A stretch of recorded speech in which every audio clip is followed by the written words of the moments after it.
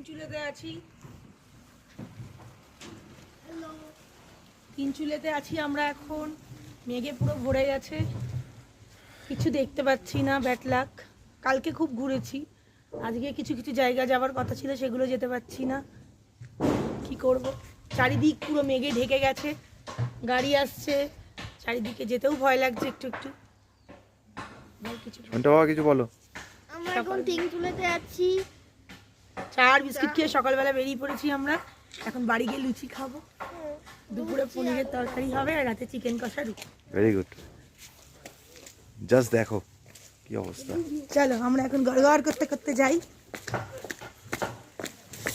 টক টক টক করতে করতে যাচ্ছি আমরা automatically.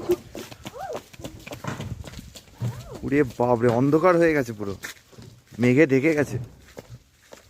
I don't think so এদিকে যাওয়াটা আমাদের সেফ, বিকজ এখানে প্রচুর